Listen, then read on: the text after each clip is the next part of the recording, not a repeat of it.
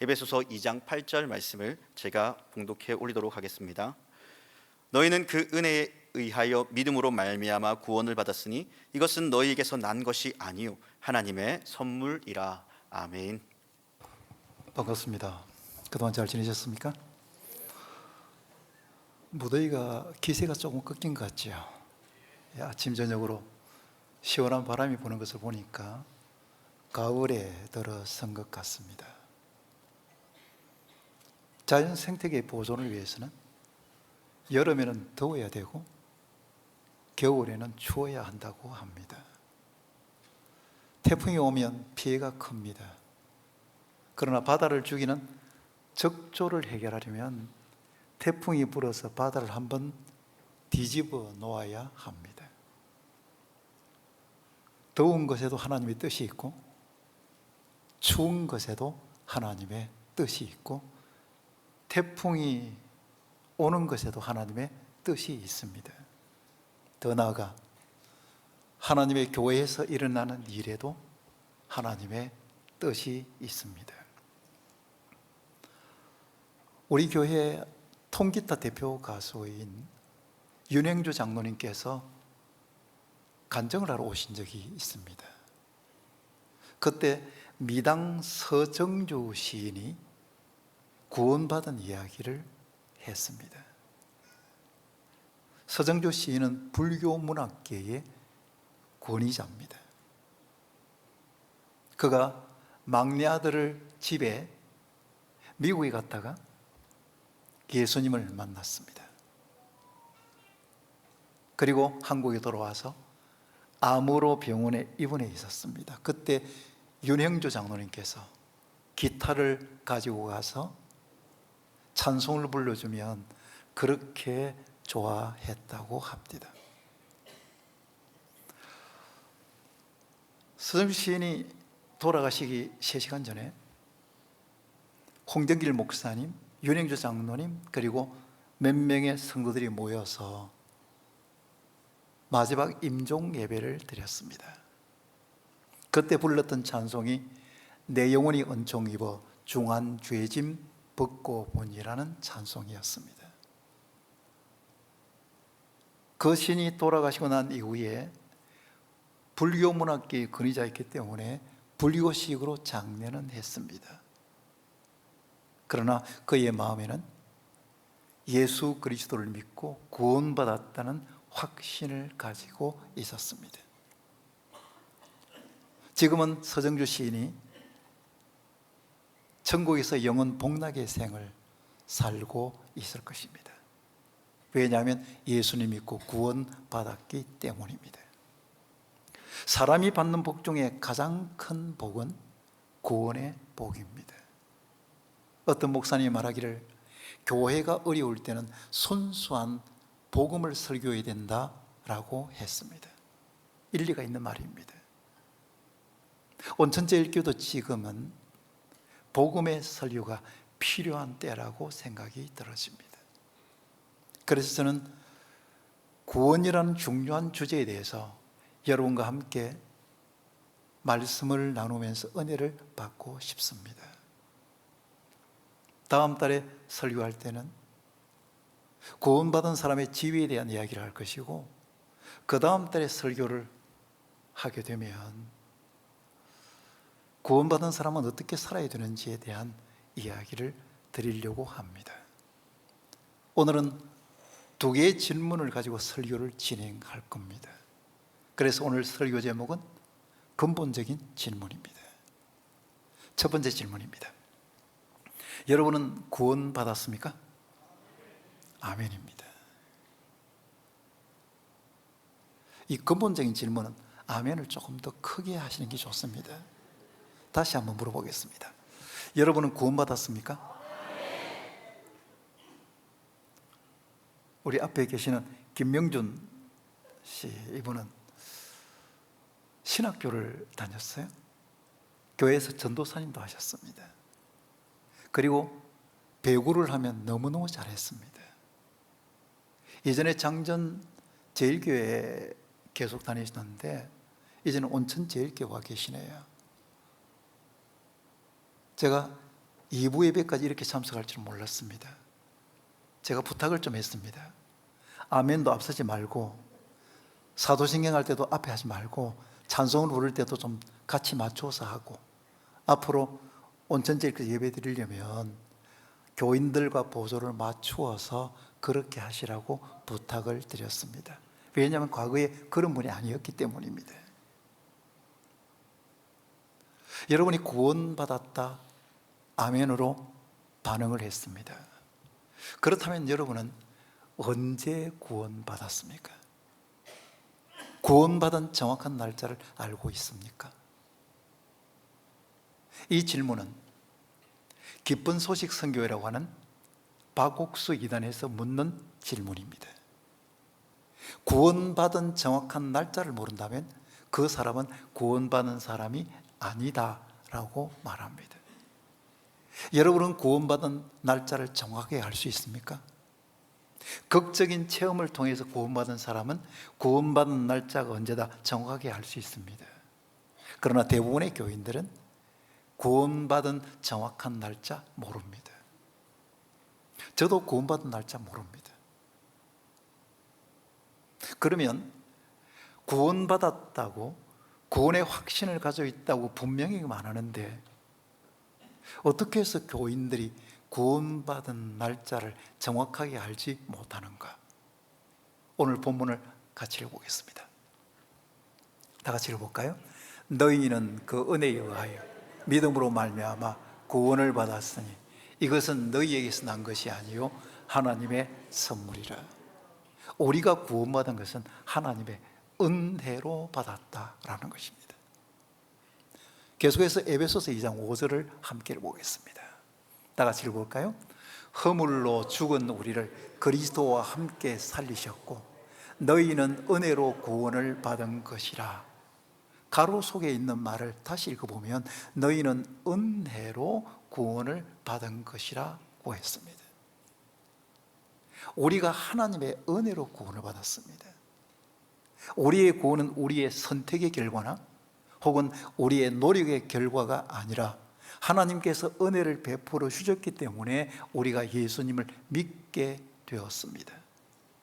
그렇다면 우리가 예수님을 믿었다라기보다는 하나님의 은혜로 예수님이 믿어진 것입니다. 그래서 우리가 어느 날 보니까 하나님의 은혜로 구원받았고 예수님이 믿어졌습니다. 그래서 정확한 날짜를 우리는 알지 못하는 겁니다. 1618년에 네덜란드에 있는 돌트란 도시에서 종교회의가 열렸습니다. 그 회의에서 결정된 내용이 뭐냐면 장로교, 칼빈의 5대 교리입니다. 첫째는 전적 부패입니다. 둘째는 무조건적 선택입니다. 셋째는 제한적 속죄입니다. 넷째는 불가항력적 은혜입니다. 다섯째는 성도의 견인입니다. 말이 좀 어렵습니다. 네 번째가 뭐냐면 불가항력적 은혜입니다. 구원의 은혜가 임하면 어느 누구도 그 은혜를 항거할 수 없다는 것입니다. 그러면 하나님께서 구원하기로 작정하면 하나님의 은혜가 임할 때 그 어떤 강팍한 사람도 항복할 수밖에 없다는 겁니다. 제가 아는 목사님이 있습니다. 그 목사님의 아버지는 유학자입니다. 옛날에는 다 유교 집안이지만 그 아버지는 특별히 유학자였습니다. 제가 아는 그 목사님이 청년 때에 문현동에 있는 교회를 다녔습니다. 어느 날 아버지가 나도 교회 한번 가볼까? 그 이야기를 듣고 이 목사님이 너무 흥분이 되고 그리고 아버지가 혹시라도 마음이 바뀔까 싶어서 마음 바뀌지 않게 해달라고 기도를 했습니다. 주일 아침이 되니까 아버지가 한복을 입고 서 있었습니다. 아버지와 함께 교회를 갔는데 하필이면 그 교회가 싸우는 교회인데 그날이 제일 큰 판으로 싸웠습니다. 담임 목사님이 강대상에서 끌려 내려오고 교회가 난장판이 되었습니다. 아들 목사님 이야기가, 그때 청년 때니까 우리 아버지는 이제 끝났다, 우리 아버지는 교회에 나오는 것은 없을 거다, 이걸 보고 어떻게 교회에 나오겠노? 그렇게 생각을 했습니다. 일주일 지나고 주일 아침이 되었습니다. 아버지가 다시 한복을 입고 서 있는 겁니다. 아들 보고 이렇게 말합니다. 오늘도 싸움 구경하러 가보자. 그리고 그 주일 교회 가고 그 다음 주일 교회 가고 세례 받고 그리고 교회의 집사가 되고 천국 가셨습니다. 여러분, 우리가 이성과 합리로 이해가 됩니까? 하나님의 은혜가 아니면 이 일은 설명할 수가 없습니다. 우리가 구원받은 믿음뿐만 아니라 우리가 살아가면서 믿는다고 하는 그 믿음들은 하나님의 은혜 아니고는 이루어질 수가 없습니다. 여러분은 그래도 배운 사람이고 이성적으로 합리적으로 그래도 어떤 판단이 바른데 하나님의 은혜가 아니라면 어떻게 하나님이 천지를 창조하셨다는 것을 믿습니까? 하나님의 은혜가 아니라면 예수님께서 처녀의 몸에서 태어났다고 하는 동정녀 탄생을 믿을 수 있습니까? 하나님의 은혜가 아니라면 예수님께서 죽었다가 다시 살아났다고 하는 부활을 믿을 수 있습니까? 하나님의 은혜가 아니라면 성경 속에 있는 수많은 기적들이 있습니다. 예수님이 물 위로 걸어가고 물이 포도주로 변하고 떡 5개가 물고기 2마리로 5,000명을 먹이고, 이런 수많은 이적들을 우리는 액면 그대로 믿는다. 이건 하나님의 은혜가 아니고는 불가능합니다. 우리가 구원받은 것뿐만 아니라 우리가 믿고 있는 모든 믿음은 내가 노력해서, 내가 이성적으로 판단해서, 혹은 내가 공부를 해서 결론에 도달했기 때문에 믿는 것이 아니라 하나님의 은혜로 다 믿어진 겁니다.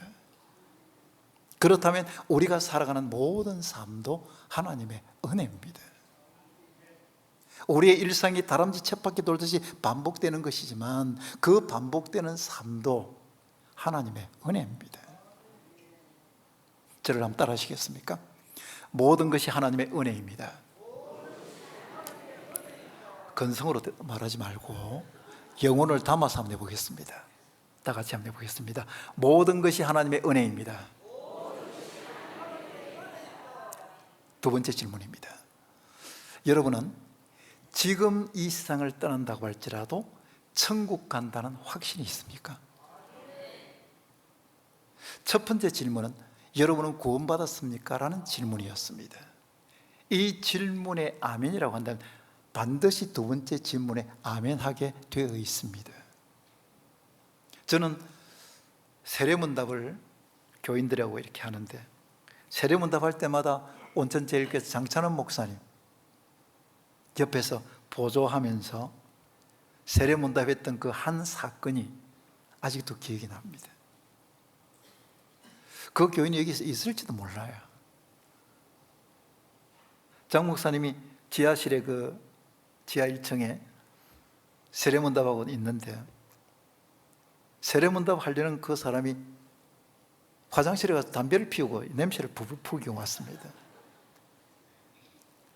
제가 장 목사님 옆에서 있는데 장 목사님이 뭐라고 질문하느냐 하면, 술, 담배는 하지 않습니까? 이렇게 하는 거예요. 저는 제 마음에 저분이 뭐라고 대답하는지 궁금했습니다. 이야, 얼굴 하나 변하지 않고 예. 아니, 제가 방금 화장실에서 담배 피우고 오는 거 봤는데, 그 사건이 30몇 년이 지났는데 지금도 저는 기억이 납니다. 제가 세례문답 할 때에 교인들에게 이 질문합니다. 지금 세상을 떠난다고 할지라도 천국 간다는 확신이 있습니까? 라는 질문입니다. 가봐야 안 알겠습니까? 이렇게 말하는 교인이 있었습니다.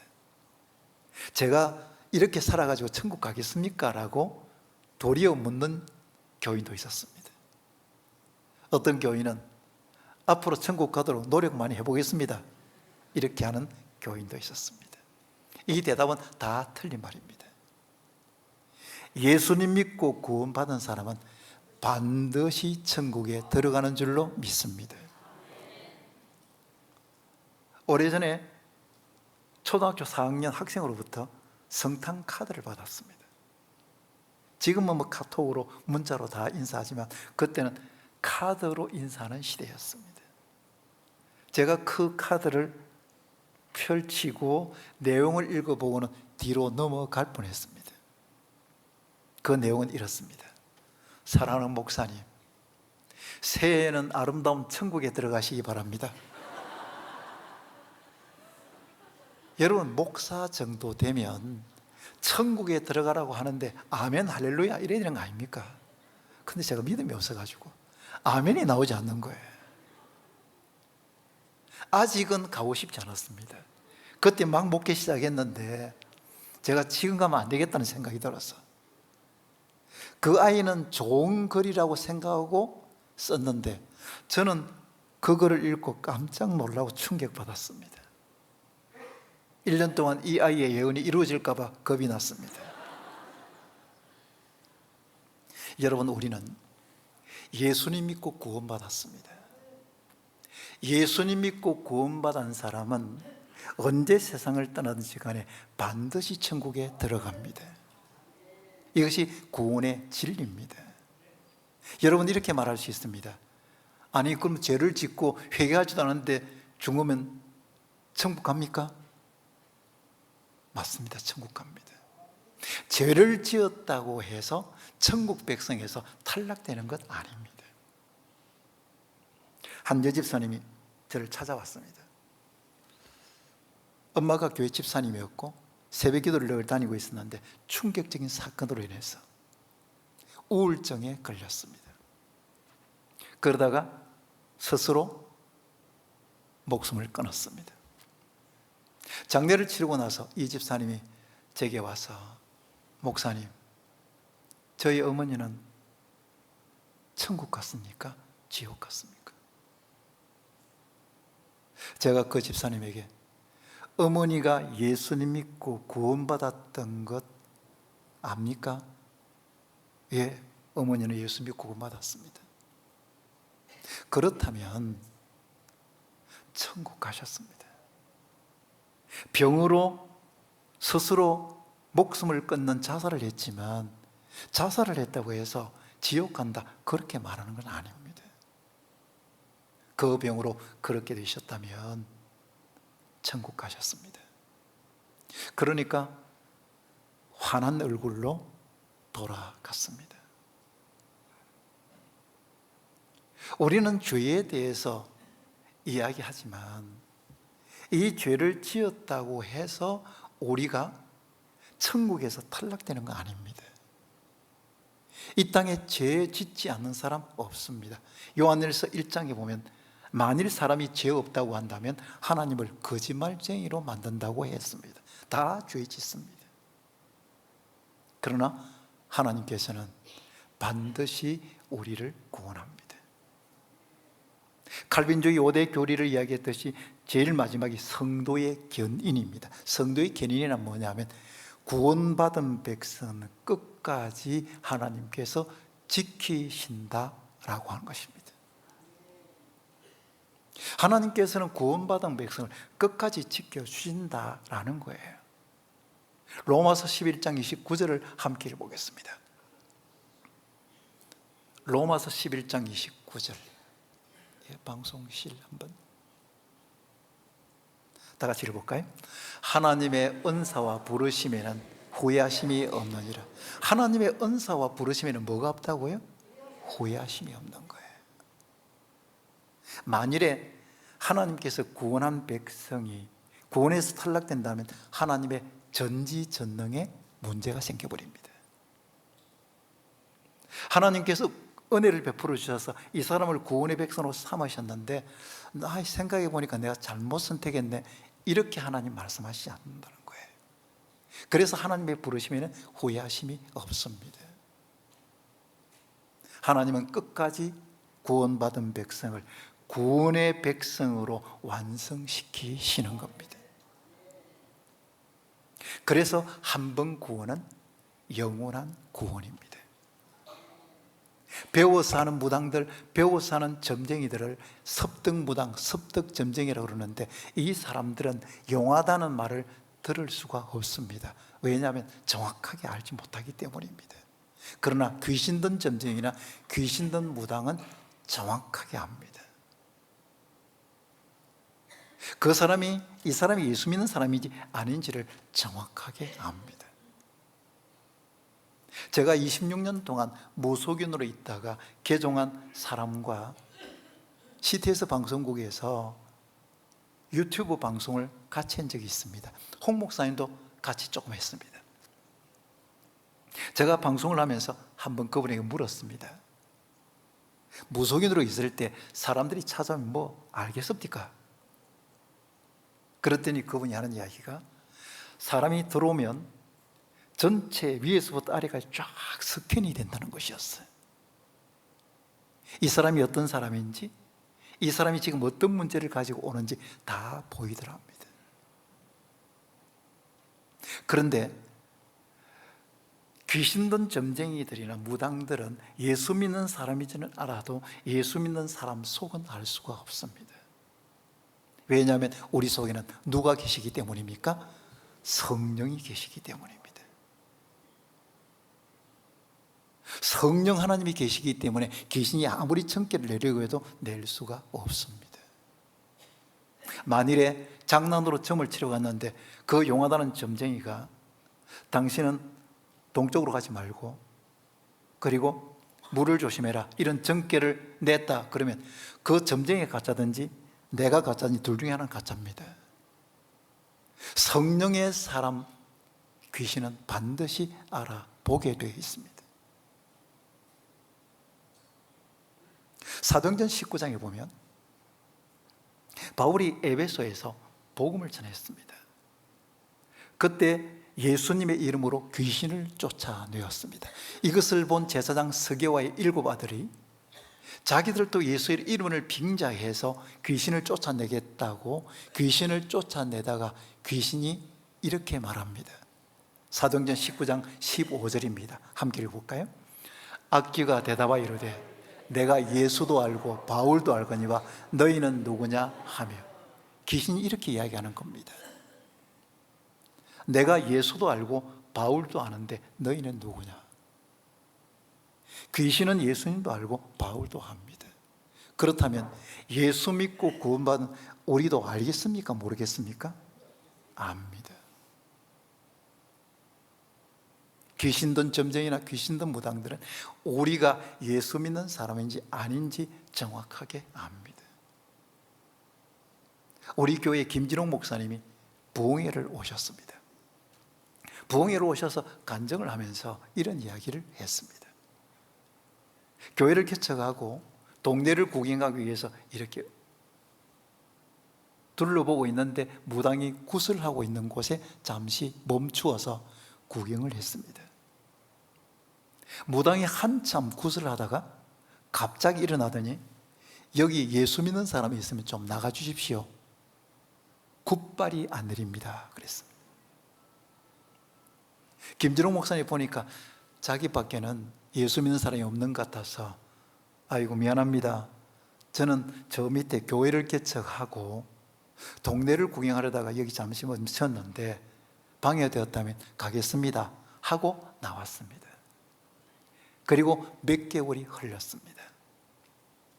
김준홍 목사님이 개척한 교회에 가장을 비롯해서 5명의 가족이 등록을 했습니다. 저는 개척을 한 목사입니다.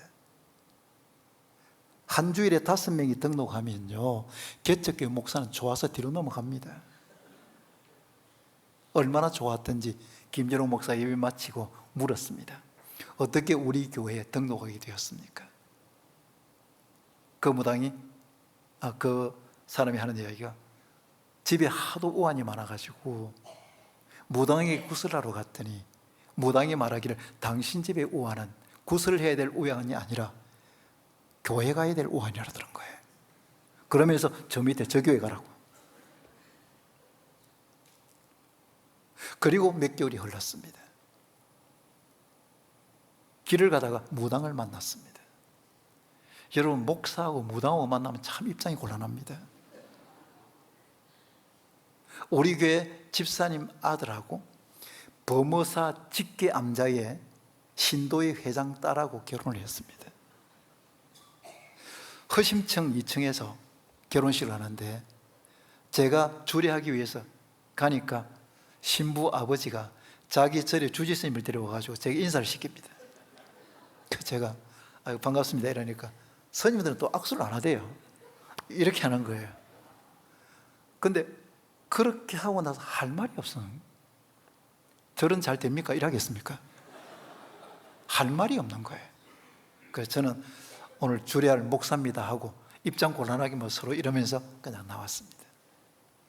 근데 목사하고 무당하고 길에서 만났는데 무슨 이야기가 나오겠습니까? 그 목사님이 그때 생각이 나서 지난번에 사람 보내주셔서 감사합니다 인사했습니다. 그때 무당이 이렇게 말했습니다. 김진홍 목사님의 간증입니다. 이렇게 이야기했답니다. 같은 업에 종사하는 사람끼리 서로 도와가며 살아야 되지 않겠습니까? 이러더라는 거예요. 이 말은 별로 중요하지 않습니다. 그 뒷말이 중요합니다. 뒷말. 나도 예수신이 가장 큰 줄 압니다. 언젠가는 나도 이거 접고 교회에 갈 겁니다 라고 했습니다. 여러분, 제가 이 이야기를 왜 하는 겁니까? 우리가 구원받았다고 하는 이 사건은 그냥 가볍게 넘길 상기가 아니라 엄청난 사건입니다. 귀신도 알아주는 사건이에요. 우리는 귀신도 알아주는 사람이란 말이에요. 그래서 구원의 복은 이 세상에서 받을 수 있는 복 중에 가장 큰 복이고 가장 중요한 복입니다. 시간을 아무리 합쳐도 영원이 될 수 없고 평면을 아무리 합쳐도 입체가 될 수 없듯이 이 구원의 복과 다른 복은 비교할 수 없는 가치입니다. 자, 그렇다면 우리는 천국의 티켓은 이제 완전히 마련됐네. 한 번 구원은 영원한 구원이라면, 하나님의 부르심에는 후회하심이 없다면 우리는 이미 구원받았기 때문에 천국의 티켓을 받았는데 마음대로 이 땅에서 죄 짓고 살아도 되겠네. 그러나 구원받은 사람은 절대로 그렇게 이야기하지 않습니다. 우리가 구원받아도 죄를 짓습니다. 그러면 우리가 구원받았는데 죄를 지으면 우리의 삶에 어떤 영향을 미칩니까? 죄는 하나님과 우리의 관계를 막습니다. 그러면 하나님의 은혜가 임해야 우리는 행복하게 신앙생활을 할 수 있습니다. 봉사의 기쁨도 하나님의 은혜가 임해야 합니다. 그런데 죄 때문에 하나님의 관계가 막히기 때문에 하나님의 은혜를 받을 수 없어서 신앙생활이 행복하지가 않습니다. 그래서 우리가 죄를 회개하면 하나님의 관계가 열리면서 다시 은혜를 받고 행복하게 신앙생활을 할 수 있게 되는 겁니다. 하나님께서는 우리를 죄 있는 그 상태로 죄의 노예로 살도록 버려두지 않습니다. 처음에는 하나님께서 말로서 경고합니다. 어느 날 목사님의 설교를 듣는데 마음에 찔림이 있습니다. 내가 이렇게 신앙생활하면 안 되지. 내가 지금 습관적인 죄를 빨리 회개해야지. 이런 강한 찔림이 있습니다. 이건 하나님의 경고입니다. 어떤 교인과 교제를 나누고 있는데 그 교인의 충고나 그 교인의 조언이 내 가슴을 비수같이 찌릅니다. 이것은 하나님의 경고입니다. 이 경고를 무시하게 되면 하나님께서 매를 드십니다. 교회를 쉬고 신앙생활 방황했던 사람이 대부분의 사람들이 다시 돌아오면서 하는 말이 있습니다. 매 맞고 돌아왔다고 이야기합니다. 그 이유는 하나님께서 구원받은 백성들을 그 구원을 완성시키기 위해서는 반드시 매를 들어서라도 돌아오게 만들기 때문입니다. 혹시 여러분 중에 내가 신앙생활 이렇게 해서는 안 되는데 습관적인 죄를 가지고 아직까지 죄에서 허우적거리고 있다면 하나님께서 매를 들기 전에 속히 결단해야 합니다. 말씀을 맺겠습니다. 사랑하는 성도 여러분, 로마서 3장 23절을 함께 읽어보겠습니다. 다 같이 읽어볼까요? 모든 사람이 죄를 범하였음에 하나님의 영광에 이르지 못하더니, 모든 사람이 죄를 범하였음에 하나님의 영광에 이르지 못한다고 했습니다. 여러분에게 한 질문해 보겠습니다. 우리는 죄인이기 때문에 죄를 짓는 겁니까? 죄를 지었기 때문에 죄인입니까? 죄인이기 때문에 죄를 짓습니다. 우리는 원죄를 가지고 태어나기 때문에 우리는 죄인이라서 죄를 짓습니다. 로마서 6장 23절을 함께 읽어보겠습니다. 다 같이 읽어볼까요? 죄의 삭선 사망이요 하나님의 은사는 그리스도 예수 우리 주 안에 있는 영생이니라. 죄의 삭선 사망이라고 했습니다. 그러면 죄의 결과는 죽음입니다. 우리는 죄인으로 태어나서 죄인으로 살다가 죄인으로 죽어서 영원한 죽음이라고는 지옥에 들어가야 할 운명이었습니다.